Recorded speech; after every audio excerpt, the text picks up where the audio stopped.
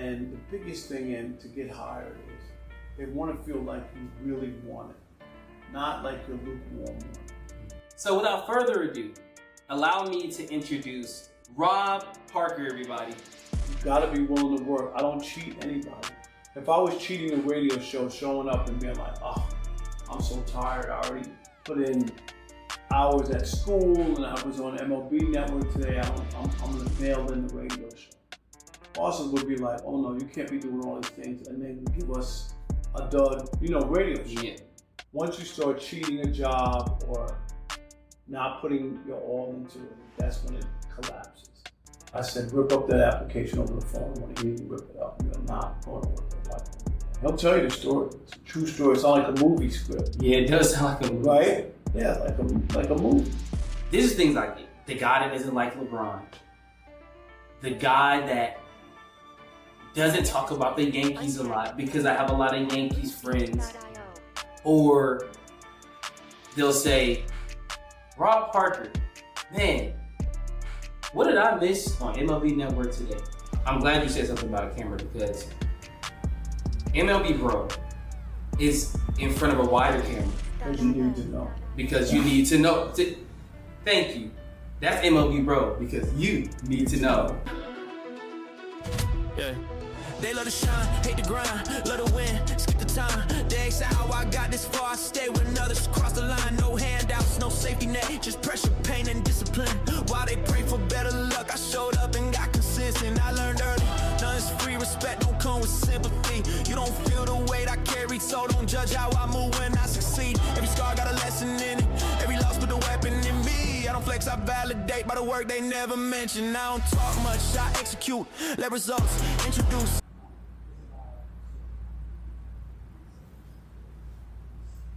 Alright everyone, what's going on? It's your boy Tyler Gates, aka Tag Live 205, and welcome back to another episode of the Tag Live 205 Talk Show.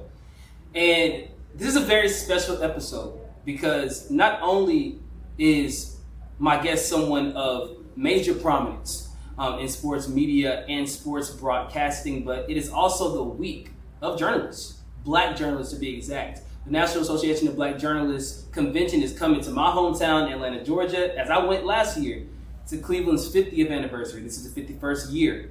So without further ado, allow me to introduce a mentor, a colleague, a brother, a friend, a father figure to so many people who I have worked with and heard so much about you. Don't believe it all. Don't believe it all. I heard that. Rob Parker, everybody. Rob, how are you?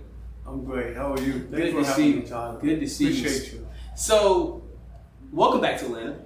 As I said, NABJ is this week. What exactly do you think of when you first think of the National Association of Black Journalists? You mentioned it. Brotherhood, a connection. If you don't leave NABJ feeling inspired, motivated, hopeful, then you've missed the boat.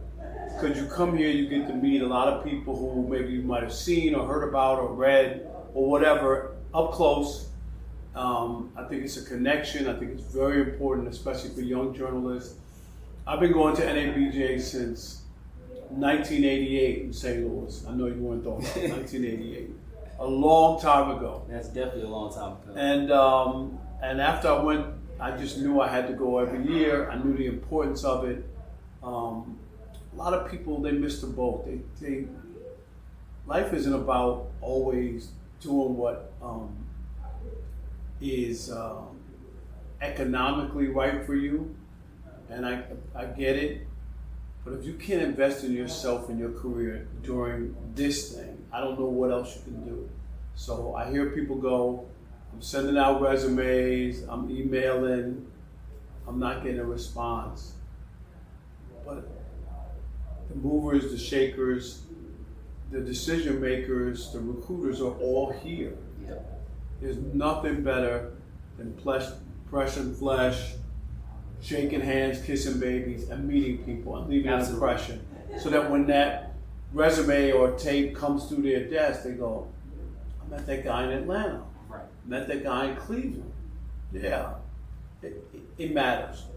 And you were actually inducted into the MLBJ Hall of Fame too. Congratulations on that. Thank you. Well deserved. And so many more accolades that you have. Black Sports Writers Hall of Fame. You were honored by having your own press box booth, I believe. So many things that you've done. What do you look back on most, especially with the help of MLBJ and how it's evolved since its establishment in the late 70s, early 80s? For me, of all the things you mentioned and all the things that have happened, the biggest and best is MLBbro.com, something that you're a part of. And I think that is my lasting legacy, is being able to establish this site where we cover Black and brown Major League Baseball players. And that's part of our goal, but the other goal is to develop the next generation of writers, broadcasters, content creators, somebody like yourself, given the opportunity to be on that stage to cover those kind of players. And we went from 14 people trying to put this together 6 years ago into a staff of over 70 freelance people all over the country. We have a seat with our website at Yankee Stadium now. And just the other day, the Negro Leagues Baseball Museum is going to honor me September 26th in Kansas City for the work with MLBbro. So I think we are starting to break through. People are starting to recognize what it is we're doing. They see all the stuff that's out there, the content, how good it is, Yes. how passionate it is. And I think that ultimately is the thing that I'm most proud of. Nothing that I've done, Yeah, even though I'm very proud of my career, definitely. but this is bigger. Yeah, well, once again, congratulations. I can say congratulations for days for things that you've done. You're from Queens, right? The Bronx. I don't know the difference between the Queens Yes. and the Bronx. There's so many boroughs in New York. 5 boroughs, and Queens is a big borough, has both airports in it. JFK and LaGuardia are both in Queens. But I'm from a place called Jamaica, Queens, which is the biggest town in the borough. That's very weird from everywhere else. Yeah. New York City has 5 boroughs, it's the city, but it's broken up into boroughs. It's just too big. You can't say I'm from New York. Right. New York has 8 million people. So you kind of got to break it down. And the same thing with Queens. You can't just say I'm from Queens. Queens has 2.3 million people. It's too big to say I'm from Queens. So you got to say I'm from Jamaica, Queens. Okay. I'm from Astoria. I'm from Flushing. Do you know what I mean? Like, Yeah. to give people more idea. Same thing. Nobody in Brooklyn says they're from Brooklyn inside of New York. You say that to people outside of New York because they don't know about the neighborhoods or the areas. Wow. So if you're from Brooklyn and you meet somebody in New York, you're a New Yorker, you would say I'm from Bed-Stuy. I'm from Bensonhurst. Those are neighborhoods in Brooklyn. You would never say I'm from These things Brooklyn. I never heard of it, as you can guess. This is so new to me. And that's exactly how New York is because it's so big. So we just talked about where you were born and where you grew up. What was young Rob Parker like? I mean, I can only imagine how you were. I'm pretty sure. I was the biggest sports fan, and I played sports all day, every day until it was too dark to play. And I was a 9-year-old kid wearing a baseball cap every day, and I wanted to play first base for the Mets, and that was my dream. Wow. And I lived that life. I was fortunate. I grew up with 11 guys in my neighborhood. We all lived off the same block, off the same avenue, Sayers Avenue, and there were about so there was 11 of us, and we lived 4 blocks apart. So we put together a baseball team called the Black Cats. We were all friends. As a matter of fact, that baseball team celebrated its 50th anniversary in 2024. Wow. Ready? So it was 11 of us. 9 Okay. black guys, 2 Puerto Rican guys. 9 went- black guys, 2 Puerto Rican guys. We went all 50 years. Nobody died. We were all still alive 50 years later, from 1974 to 2024. Wow. and had friendships and it took us back to when we were 9 years old. So we were really very fortunate, and everybody went their separate ways. Some people went to the military. Like, so many things could have happened, and I don't know how, but we all survived 50 years as friends. So when you guys, or when you in particular, fell in love with sports in general, because some people say, I fall in love with the game. The game of what? There's so many different games and sports out here. For you, I'm pretty sure it was just sports. You just fell in love with sports in general. When did you have in your mind, I want to become a sports journalist or a sports columnist? Great question. So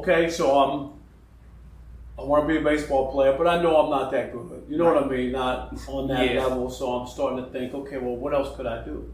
There was a TV show I used to watch on Channel 11 in New York on reruns called The Odd Couple. In that show, Oscar Madison was a sports writer. And I used to watch that show and I said, that dude has the greatest job. Mm-hmm. They always showed him going to ball games, hot dog in his mouth. You know what I mean? Traveling the country, going to game, writing stories. And he had his picture in the paper. And I said, that's what I want to do. Wow. And so I'm telling my friends and their parents and whatever, I want to be a sports writer, have a column in the newspaper when I grow up. And people looked at me like I was crazy. Like, what are you talking about? Because at that time, there really weren't any black sports columnists, in the newspaper. Absolutely. So for me to have this idea is really from watching that TV show. And one other story, when I was in second grade, I had a teacher. Her name was Miss Noble, young teacher. She was in her 20s, probably her first teaching job. And so in second grade, you're 7 years old. So one day she pulled me aside from the rest of the class. And she said, I'll never forget the day. She looked me dead in the eye. She said, Robert, you're an excellent writer. When you grow up, you should be a writer. Can you imagine a teacher telling a 7-year-old, a second grader? Professing that. That's crazy. Yes. Like she spotted me as a writer from early on.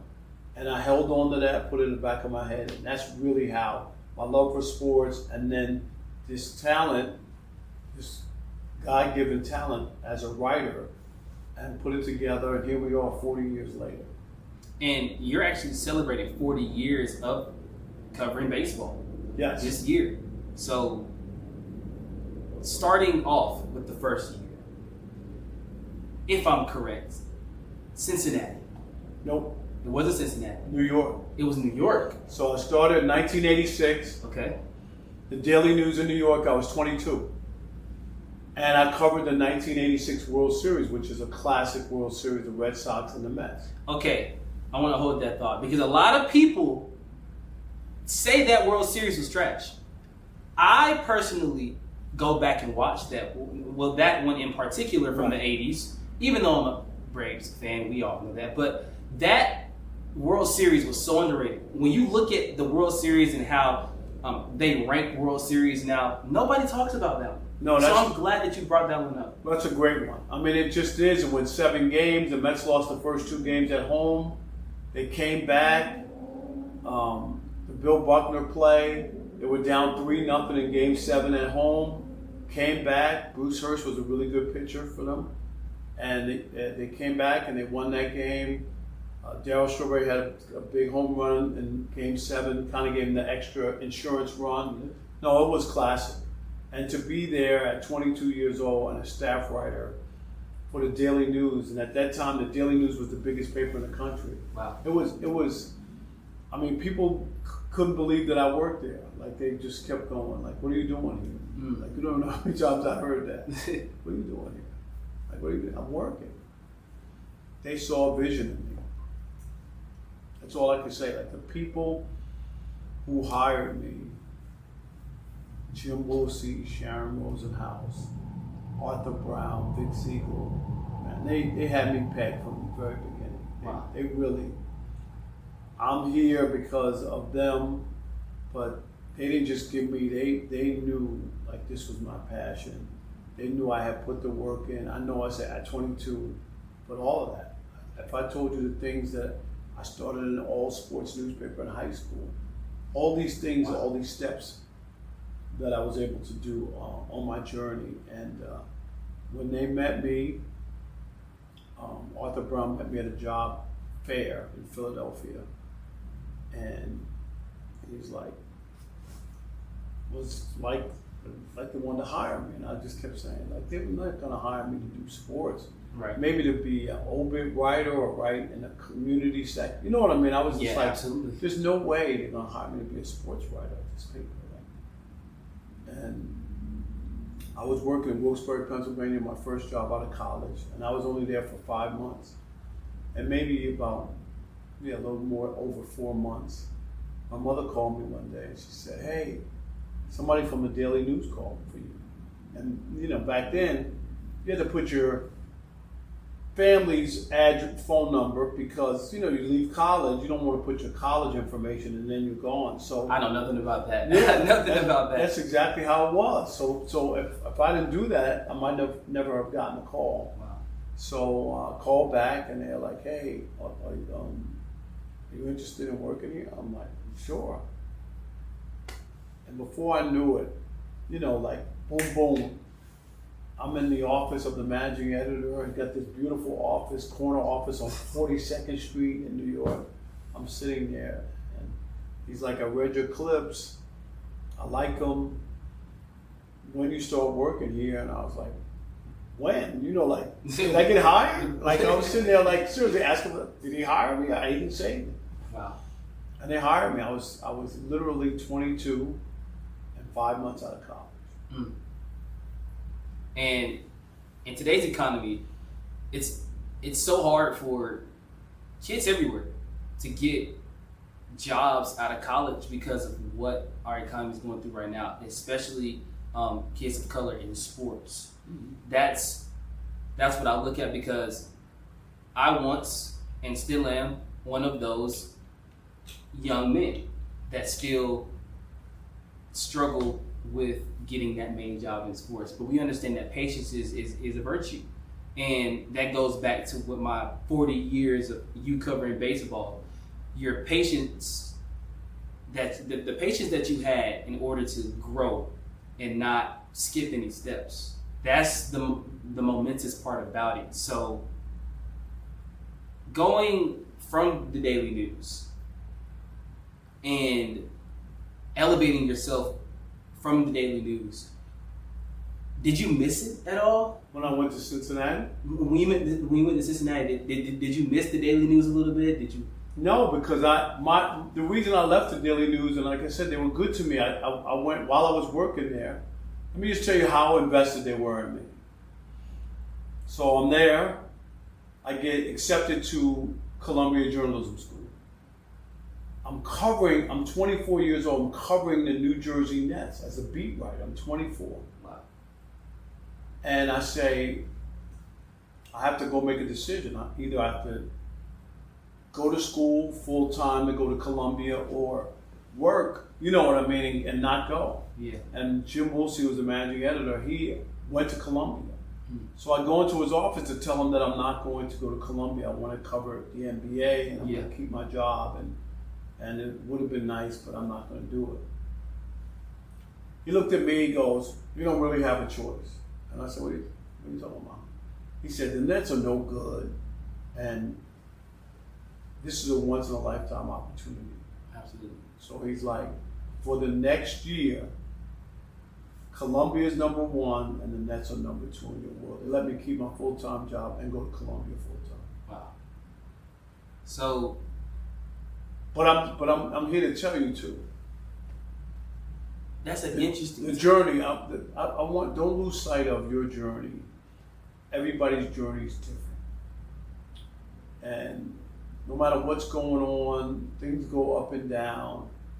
You just have to be ready when that opportunity opens up for you, and just keep working. And I see you're a hard worker. You care about what you're doing. And those are the things that are going to catch people's attention and give you that opportunity. Gotta fight for it. Yeah. And this is different times. You gotta fight for it. I still fight for it. 40 years later, I come in every day when I do my radio show or I do a TV appearance, and people go, why are you so passionate? You're still passionate 40 years later. I'm still working at it. I'm never going, when I decide I'm not going to work hard at it, I won't do it anymore. That's where I'm at. So, on that topic, actually, you've broken so many barriers. And when I had my interview earlier this summer with Elle Duncan, and I mentioned you, and she mentioned you as one of those barrier breakers for young black men. And it's okay. And what she said was, you look at guys like Rob Parker, you look at guys like Stephen A. Smith, you look at guys even like Chris Broussard. And we can continue to go down the list. Jay Harris is even on that list as well. What is it that stuck out from you and the rest of the crowd that made people say, why him? What was it? It's a good question. I think in all of us, even if you look at Stephen A., like, people think he's some overnight sensation. It's not true. It's not true. All of us have the same work ethic. Chris Broussard, you know, he covered high schools part-time for 4 years in Ohio? I did not know Part-time. Of course you didn't know that. Wow. Everybody thinks you just showed up and he went to the New York Times. 4 years part-time. You hear me? Only 4 years. Stephen A. called me up in 1992. I met him at the MLBbro convention in Detroit, sitting at a table. One of my co-workers, I was up working at the Cincinnati Enquirer. He brings Steve over by his arm to my table and he says, "This guy wants to be a sports writer and I thought you'd be the perfect guy for him to talk to." Steve sits down. Later that year, struggling, he's going to give, he says, he called me up, he says, "I'm quitting the business. I can't get an opportunity that I want. I'm going to go work at Wachovia Bank. I have an application, I'm going to fill it out." I said, "You're not working at Wachovia Bank." I said, "I've been reading your clips, you're talented, just because they don't see your talent doesn't mean you don't have talent." I said, "Rip up that application over the phone. I want to hear you rip it up. You are not going to work at Wachovia Bank." He'll tell you the story. It's a true story. It's not like a movie script. Yeah, it does sound like a movie. Right? Yeah, like a movie. And he ripped it up over the phone and then wound up going to New York to get a high school job. He covered high schools. So what I'm trying to say is, even people who have really made it, quote unquote, struggle to get that opportunity, that first start. The hardest job is the first job. It really is. And you work for so many other newspapers and news outlets as well. I believe you also worked in Detroit as well, if I'm not mistaken. Yep, You mentioned Detroit. At both papers. Yep. How was that experience for you? It was great. To this day, the columnist job at the Detroit News is probably the greatest job I ever had, outside of being hired at the Daily News at 22. Because I was the first black sports columnist at the paper. Wow. And when they hired me, the paper was 161 years old. They never had a black columnist do sports in Detroit. Can you imagine that in a city that's 80% black? 161 years when they hired me. Wow. And so and then the people there embraced me from the idea of the way I represented their city. Even though I was an outsider, I'm a New Yorker coming in, people loved the way that I stood up for them. And I'm talking about fans, you know what I mean? Yeah. Making sure that owners and players and whatnot respected the fans in Detroit and not, take them for granted or not put in their work for them. So people adopted me and, I ended up spending 20 years there. I worked for all the TV stations. I was the first hire at the first all sports radio station. Not first black hire, first hire they hired of anybody at the station. and got roots there. Have a barbershop that's been open now for 25 years. I need to go to that barbershop. There you go. Sporty cuts on West 7 Mile. You do it yourself? My hair? Yeah. I've been learning. Okay. I've been learning. I'm not even gonna sugarcoat it. I've been learning. Okay. Yeah. I may take a stop. It's in the city of Detroit, right? Yes. Okay. It's on 7 Mile Road. You heard of 8 Mile? I heard 8 Mile. 7 Mile. That's what it is. So where's 6 Mile, 5 Mile? There you go. There is a 6 Mile. So I'm assuming there's a 1 mile, 2 mile, 3 mile, 4. But you know why that is? So the car was started there, right? Yes. So 8 Mile is 8 miles from downtown. That's how the roads work. Oh, that makes so much sense. That makes sense. Right? Doesn't that make sense? Yeah. 7 Mile is 7 miles from downtown. That makes so much sense. Right. And then they started naming the streets, but that was... Wow. So I'll remember that next time I go back. And you eventually make the jump to national television from working for all these newspapers. Your voice was a unique voice. And that's what catapulted you to the national television stage. So what was Rod Parker's voice? How were you able to translate it so well to national television? I think I was just unique from the standpoint that I wasn't afraid to call people out.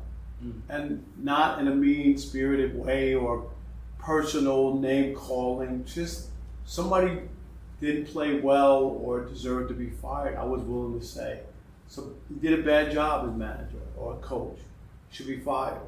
Or a player, I would trade them, or he choked in a big spot. Yeah. And I think people resonated with that because sometimes, and we see it today, people are tap dancing a lot around, stuff and making excuses for everybody. Well, if this player had a better offensive line, and if he had a better coach, and if he had a better, everything's about somebody else, and Right. they need everything to be perfect for them to win. I don't believe in that. What did you do? What's your part? And sometimes you're just not going to win because of circumstances. Charles Barkley did everything he could. Michael Jordan was in the way. Wow. You know what I mean? So Yep. he didn't do anything wrong. And then, to your point, I don't know if this is a good example as well, but the Buffalo Bills, when they fired Sean McDermott, and I looked at the situation and I was like, okay, yes, I saw it coming a little bit, but how much was it a scapegoat It's not. by Brandon Beane? It's not a scapegoat. The whole idea of being a head coach and having an opportunity is you can't do it for 10 years and not eventually punch your ticket. And I thought it was probably a year too late because they kept having the same failures. And at some point, you got to move on. I saw in Detroit when the Pistons won the championship in 2004. 2003, their coach was Rick Carlisle, who was a young coach at the time. And he Rick eventually wound up winning with Dallas, and he went to the finals with the Pacers a couple of years ago, right? So he's a good coach. Pistons had a chance to get Larry Brown, who arguably, to me, is the best basketball coach. I'm talking about, he's the only coach who won a championship in college and the pros. Nobody else has ever done that. Larry Brown. They had a chance to get Larry Brown. Guess what they did? Did you get him? They fired Rick Carlisle, and they got him. Oh, they did get him. Yes. And this is my point. They did. Yeah, because he was the one who won That's right. in 2004. But my point is, they had Rick, who they could have waited for, developed, you know what I mean? But they had somebody ready to go. It's like the Spurs. What's his name? Johnson, the coach? Mr. Johnson. Mitch Johnson should be fired. Really? Yeah, he was terrible in the finals. I mean, they had a lead. They had a lead in all those games. I don't even know how they lost the other one where they're up 20. They were up 29, but they're up 25. They take 9 straight threes, go 0 for 9 from 3, and give the game. That's coaching. And then at the end, the Aaron Fox doesn't know. How to close the game. You have the ball and the lead. Had I been in there when he said, well, I was trying to give us a 3-point lead. You have the lead and the ball in less than 10 seconds. There's nothing they can do to you other than foul you. Yep. Nothing. You dribble the clock out dribble around as much as you can. All they can do is foul you. And that's what I thought he was gonna do.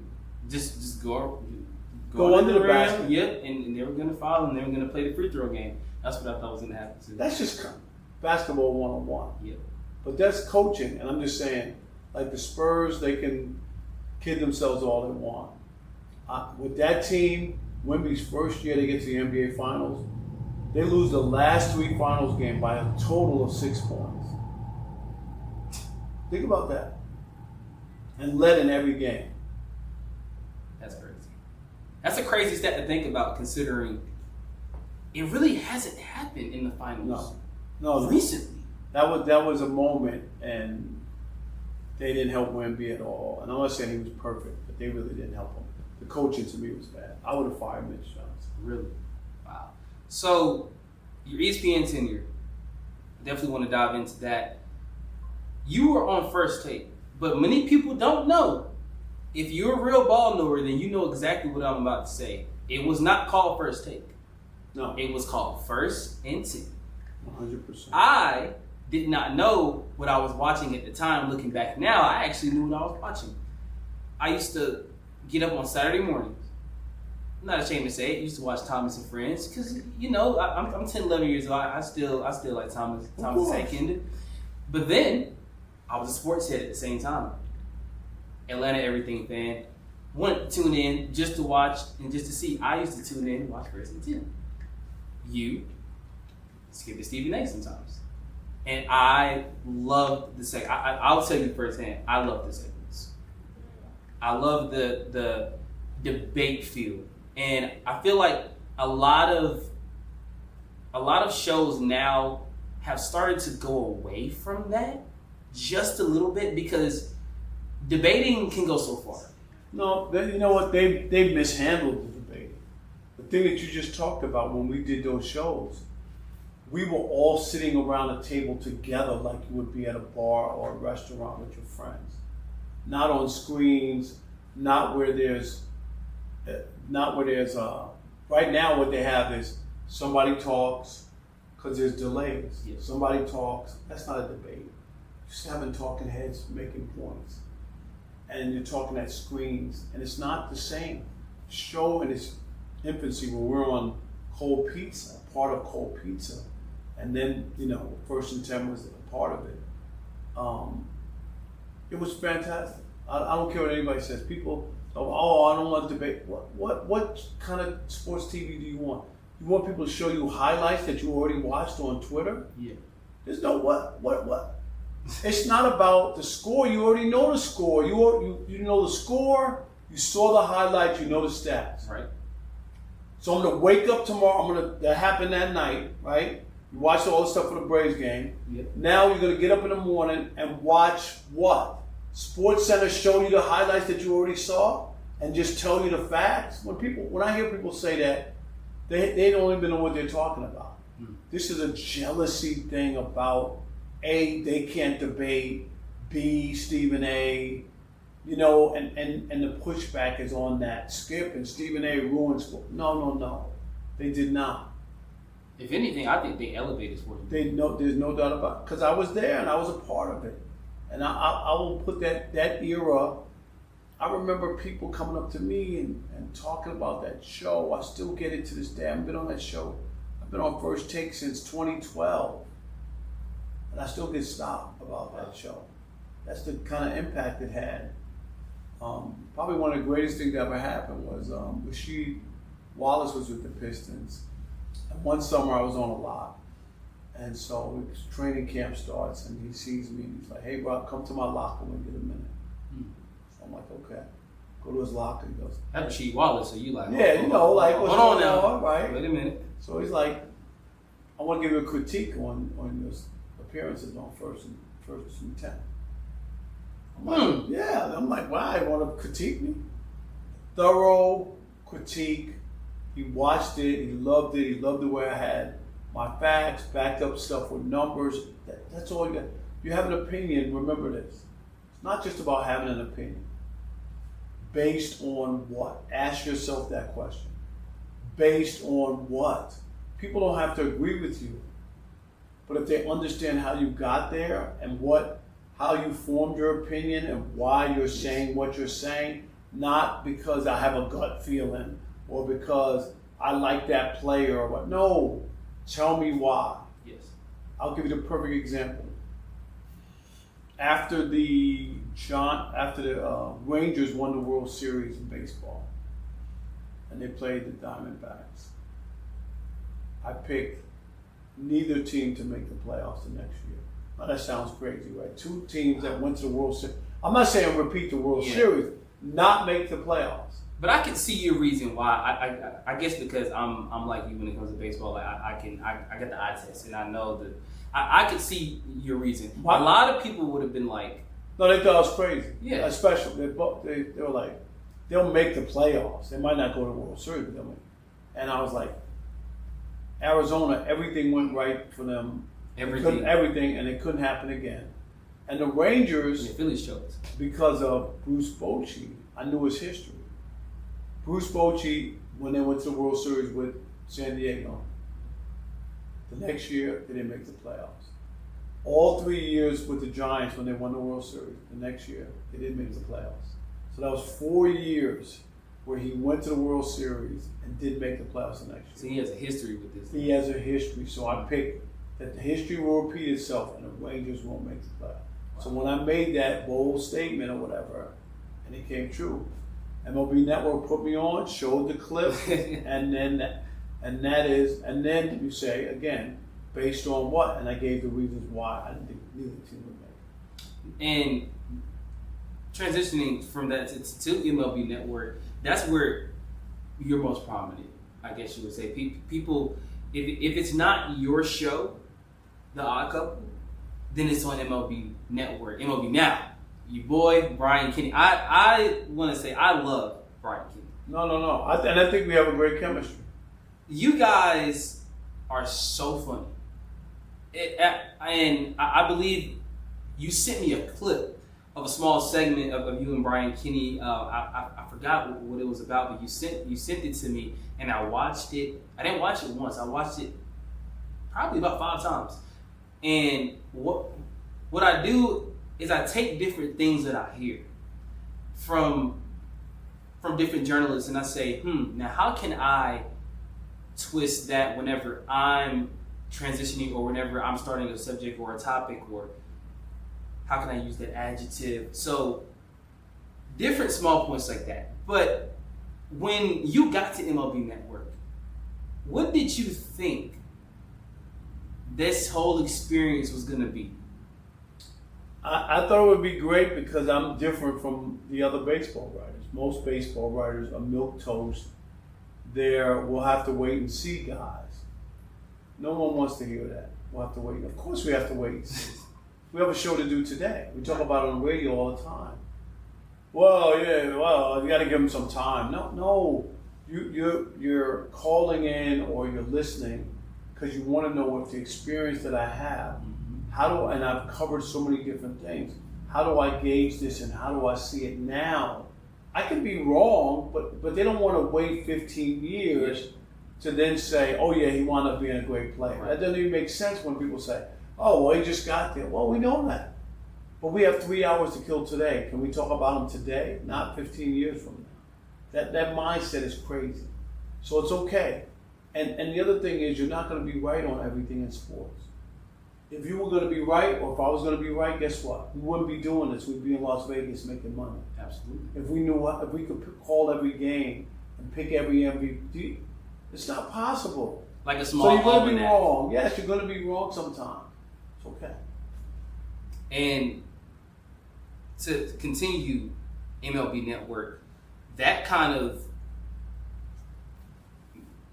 made you in a certain light when certain people think about Rob Parker, they'll say,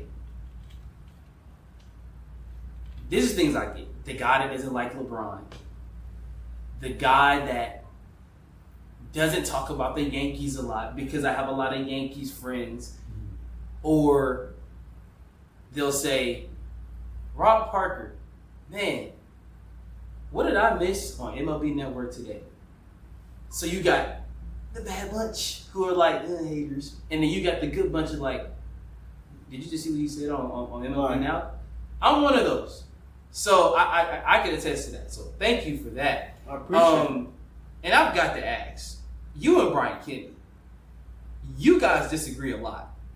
Do you guys ever get on the phone after the show, or you guys text and be like, I know we disagreed on this, but are you sure about? Right after the sure show. about- Oh yeah, are you sure about that we section? talk about it. But we see baseball differently, and it's great because and I think that's what makes it great, is that there's a rub. Whenever you want to do radio or have some sort of show, whenever we're doing the Odd Couple, we're trying to come up with topics or whatever. Me and Kelvin, what's the rub between us? That's what we want to tackle. And I'm not saying, sometimes there's stories out there that are big, and if we both agree we have to do it because it's big, or we both disagree with something, we have to do it because it's big. Right. But most stories, you want to have a rub. What is the rub between you? And that's what you would like to highlight. So every story, if you look at stories, story one has an A, B, and C. Kelvin and I agree on A1. We both agree on that. Kelvin and I agree on B, on 1B. We both agree on that. But on 1C, me and Kelvin disagree. That's the topic we want to use. It's natural that we disagree. It's still based off of whatever that topic is. You see 1, 2, 1, but A, B, and C. So C becomes the topic we want to talk about. And to kind of stay on the topic of MLB Network, I watch MLB Network more than I watch probably basketball. And that was the first sport outside of football that I knew. It was basketball and football. Then I got into track. Then it was swimming. Back to basketball. I played basketball in high school. But now, for me, baseball is the sport that I love. And I used to be one of those where, like, I don't want to go to a baseball game because they talk about it's too long. Well, if you actually sit down, drink a sip of water, actually research baseball, and actually watch a couple games, how I really fell in love with baseball was by looking at ejections on YouTube. I don't know why that's a fascination of mine, but that's how I fell in love with it, because to see how managers will go to bat for their players is unbelievable. And then I started getting into, you know what? Let me go get MLB The Show because I'm a big video game, and that's how I started to learn names and players in baseball. Sure. And I tell people all the time, I'm like, if you really want to learn a particular sport, especially one of the major four, go buy the video game. Yep. Because it may not be the real life version, but it's the closest thing you have. And you'll be able to find out as much about all the players. Yep. Who are your favorite coworkers outside of Kelvin? Because we understand that the Odd Couple is a premier show. MLB Network, though, I don't know. I'm really like, is it Lauren? Is it Greg? Is it, I really want to know. I mean, it's Brian Kenny. Brian Kenny. Obviously, Chris Broussard. Skip and Stephen A. Shannon. I've worked with so many. Jay Crawford used to be the host. Dana Jacobson was a co-host of Cold Pizza and all that. I worked with a lot of great people over the years. When you work for 40 years, you're gonna, touch base with a lot of people. But yeah, what Brian and I are doing now is really cool and special to me because we both love the game so much, but we see it so different. Yep. So, another fact, I guess you would say, about you working on MLB Network is the fact that you are an opinionist of sorts, and you have that privilege of being able to break down questions that either Brian or whoever the host at the time is asking you. Also for NBC4, correct, in LA. In LA. You have so many gigs going on right now. How are you able to manage all of it at once? It's a lot. You got to be organized. Got to have energy. I don't cheat anybody. The reason I'm able to work for MLB Network and work for Channel 4 in LA and teach at USC and work at, with the people at MLBbro.com is the work ethic. You've got to be willing to work. I don't cheat anybody. If I was cheating a radio show, showing up and being like, oh, I'm so tired, I already put in hours at school and I was on MLB Network today, I'm going to mail in the radio show. Bosses would be like, oh no, you can't be doing all these things and then give us a dud, radio show. Yeah, absolutely. That's not what I do. Give them a passionate, come in, fired up. That's how you're able to have multiple jobs. Once you start cheating a job or not putting your all into it, that's when it collapses. I've been able to do that for a long time. And the one thing you'll never hear anybody say about me is that I'm not a hard worker. I might not be the best guy on television, I might not be the best writer, I might not be the best radio guy, but I'm a hard worker. And once again, another person here that can attest to that. And I want to go back to a statement you said at the beginning about the odd couple. Did the name of the show now come from that? Yep, from the TV show? Yep. Yeah. I'm the one who created the whole thing. I had another radio show in Detroit. When I got hired at the Fan in Detroit, the first all-sports radio station in 1994. Mike Stone was my partner, and it was called The Odd Couple. So I was locally in Detroit. Then I went on to a show after that with another partner for a long time, Mark Wilson, and that was called Parker and the Man. Okay. Parker and the Man is a takeoff on a TV show called Chico and the Man. So you can see all mine. So the inspiration. Yeah. And then when the national show hit with Chris, I pitched the idea of let's do The Odd Couple, and I told him how it worked in Detroit, and it would work perfect. Can these two sports writers share a radio show and not drive without driving each other crazy? Yeah. And we hit on something. We had a great show for 6 years, really did well. But the crazy thing is this show now with Kelvin, and at first I thought we were going to rename the show. I figured it wouldn't be fair to him for him to come in behind Chris and try to keep doing The Odd Couple when it was different. And the bosses were right. They were like, no, we're not changing the name of the show. The show works, it's great. And they like, as long as you're on the show, it's always going to be The Odd Couple. I don't care who your co-host is. Wow. As long as you're on the show. Once you're not on the show, we'll change the name. Because you helped make it. And it sounds like to me that they respected that. Oh yeah, no. They understand the branding and what I put in, and I'm out front talent, but in my heart of hearts, I'm a writer, a producer. I know how to put stuff together, gags, write songs. You see the songs that I've had on the radio, fun. I write those. You know what I mean? Like I do all that. Because I think at heart I probably should be a producer. And I know it's so strenuous on your mind and body when you're preparing for a show. So when you're preparing to go on radio, and I know nerves always flare up. No. Really? Really? No. Well, I guess I haven't had. I mean, you do for 40 years, no nerves, Not. I mean, I gotta be honest. I mean, maybe the first time I was on, maybe the only people who struggle on radio or television in those situations are people who are unprepared. If you're prepared, I tell my students at USC, only people struggle if people are unprepared.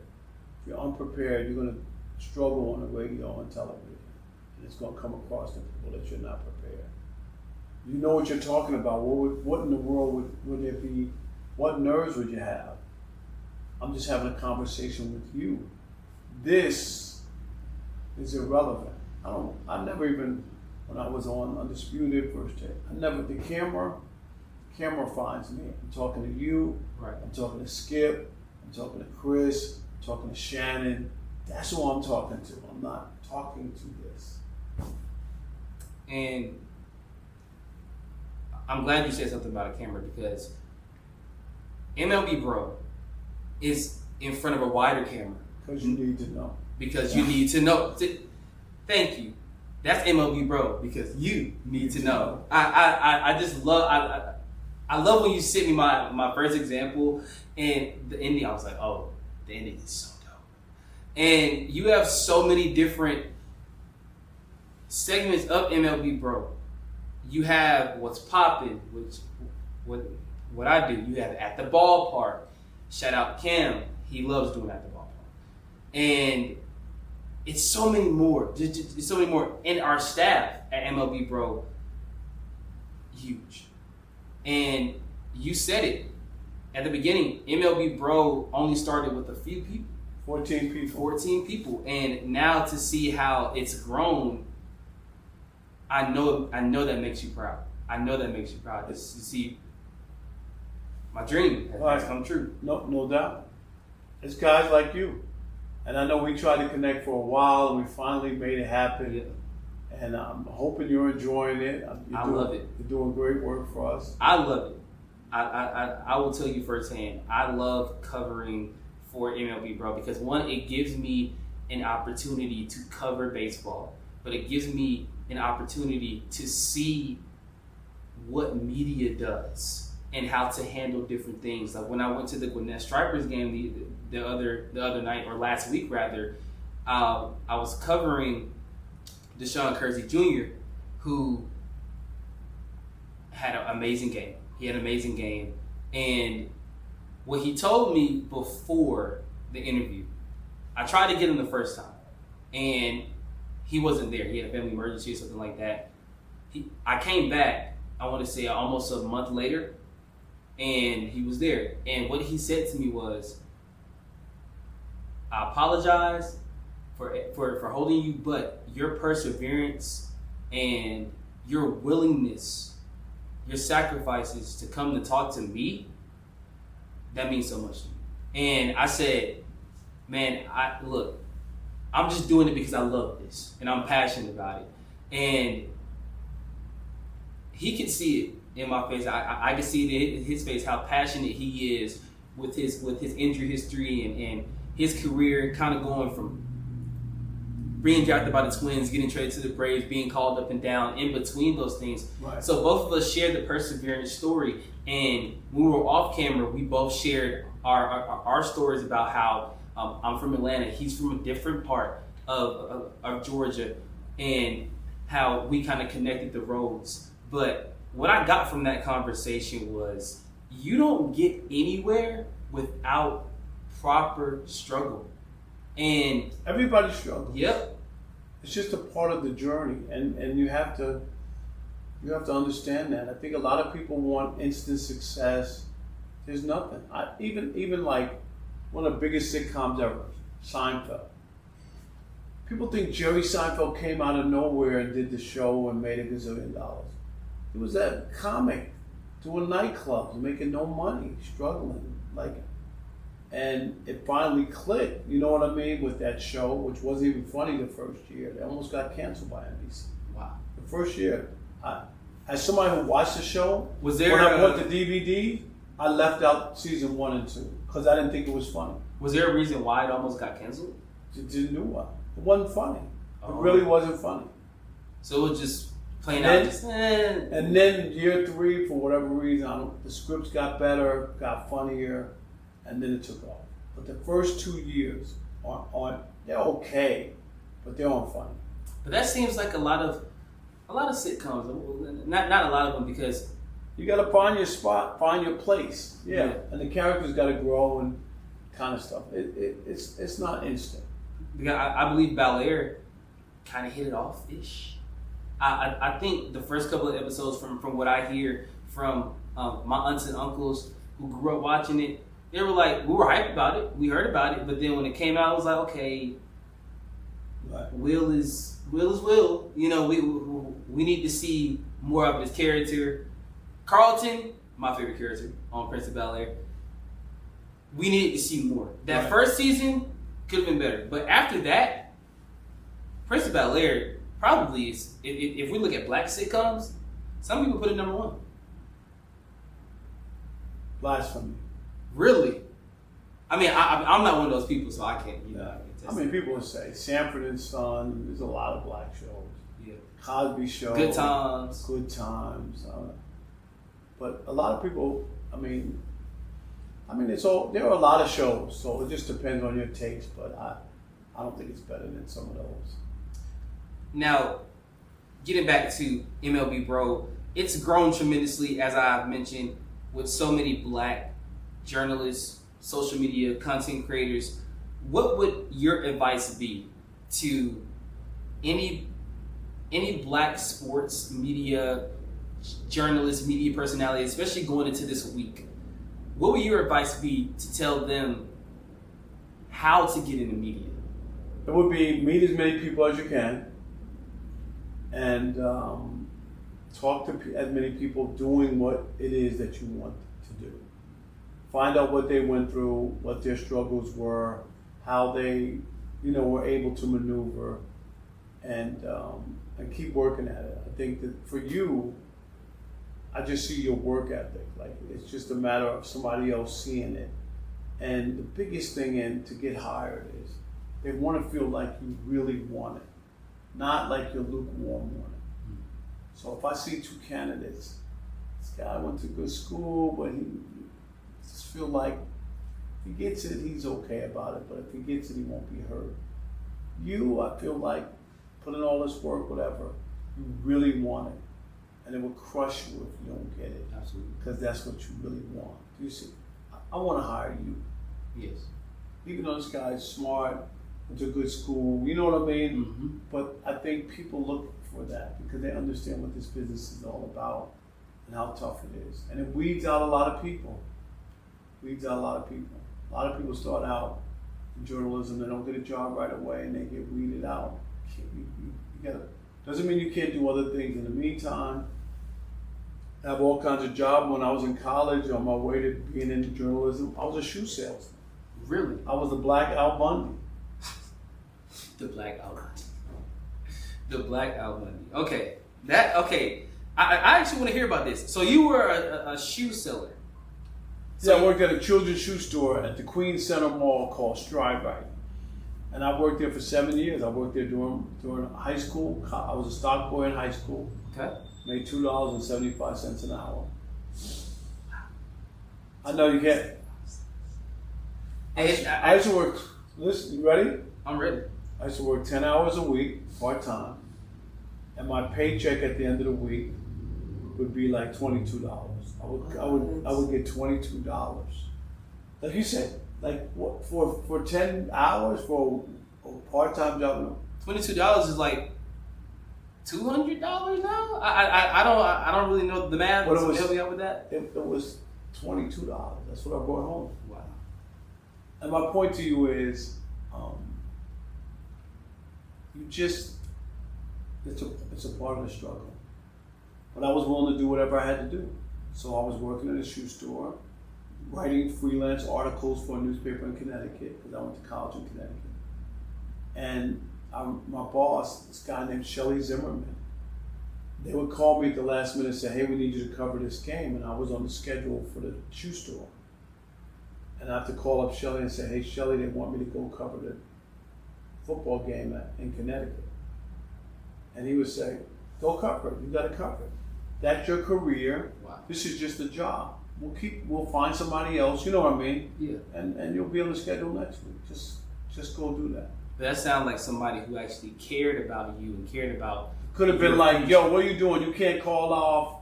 Either you're working here or you're not. I got to go get somebody else. Mm-hmm. They didn't do that because I worked there for 7 years. Wow. They knew what my career path was. It was very clear, very obvious. And they bought into it and they helped me. And speaking of shoes, you might be one of the most criticized sports journalists, columnists. I don't like when people criticize you. I don't like it at all. But they criticize you the most when it comes to the Jordan and LeBron debate. Who is the GOAT? What am I wearing? What am I wearing? Am I wearing Jordans or LeBrons? These are off-whites. But hey, Jordan's right. Okay, Of course. so we can dead this debate.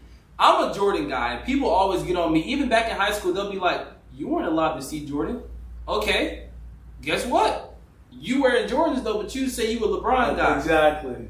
Help me figure this out. Can I? First of all, greatness can't be measured just because of what you saw. Did you see Martin Luther King? Nope. Is he a great man? He is a great man. Okay, then. I rest my case. You don't need, like, this whole notion that if you didn't see it, you can't judge it, or you can't research it, or find out for yourself what the person did and put it in some context. Everything that happened today is not the greatest thing that ever happened. The one thing I don't like about basketball and football, especially basketball, is they feel they have to knock the past in order to prop up the current. They don't do that in baseball. Do you know that everybody respects Babe Ruth and what he was able to accomplish, right? Have you ever heard baseball players say Babe Ruth was a bomb he played? Nope. Never. Some baseball players consider him to be, honestly, the greatest of all time. Yes, there are people in that camp, but you get my point. Is that you don't have to do that, and we get it. Babe Ruth at the time that he played was better than everybody, and I think people hold on to that. They see the numbers. Do your research. Don't just fall into the idea that. And a lot of the people, and I'm going to say this, who in the media who are younger than me, the only reason they're LeBron's people is because they didn't see Jordan. Hard for them to make that argument, and they become irrelevant if Michael Jordan is the GOAT. Think about that. They become irrelevant because they haven't covered him, whereas they try to prop up, Patrick Mahomes is the greatest quarterback in LeBron. That's because they've covered him. They didn't see Joe Montana. I saw Joe Montana, right? I covered Joe Montana. Yeah. I covered Tom Brady. I covered Patrick Mahomes. I saw all of them. I have a better viewpoint than they do. Yep. They didn't see Joe Montana. Joe Montana, this is when they weren't protecting the quarterback. They were trashing quarterback. Go look at his stats. 4-0 in the Super Bowl. 4-0. 11 touchdowns. Okay. No picks. Highest quarterback rating. He won 3 MVPs. 2 Super Bowls when he had to throw a touchdown to win the game, not a kick. And he won 2 with Jerry Rice and 2 without Jerry Rice. His resume is unbelievable. And I know it's so hard not to read comments, especially in today's world of social media. I read comments. I can tell because you're like, you know what? Brush it off. Next, and I like that about you, that you actually take a small time to read it. Oh, okay, that's interesting. I haven't, and grateful that I haven't got that many hate comments, but the 3 hate comments that I did get, they didn't crush me, but they did make me question a few things. But I said to myself, you know what? That's only making me better. That's only making me stronger because... I'm going to share something my mom shared with me.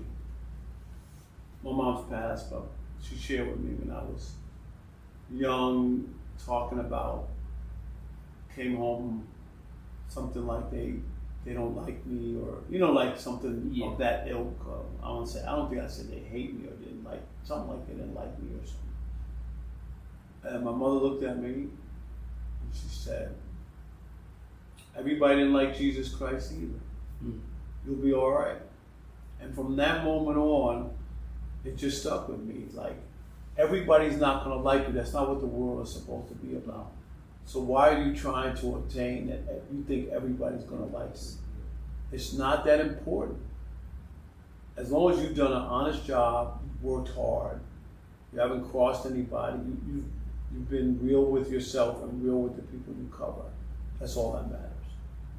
And we can't finish off a Rob Parker interview without asking, we've already discussed the Jordan and LeBron debate, as you guys have clearly seen. But when it comes to football, who is the greatest all-around player of all time? It's not Tom Brady. Thank you. I rest my case then, because I continue to say he is Tom Brady's a the most, quarterback. he's the most accomplished quarterback we've ever seen, but people need to stop with this idea. He's not even, there were quarterbacks. Aaron Rodgers had better skills than Tom Brady. He didn't win as many Super Bowls. Way more talented than Tom Brady. Not even Tom Brady will tell you that. I gave you Joe Montana's resume. People talk about Peyton Manning winning 5 MVPs. Right? What do you win, 5 or 7? 5. When he only has 2 Super Bowls on his resume. Yeah, but a lot of it is not always.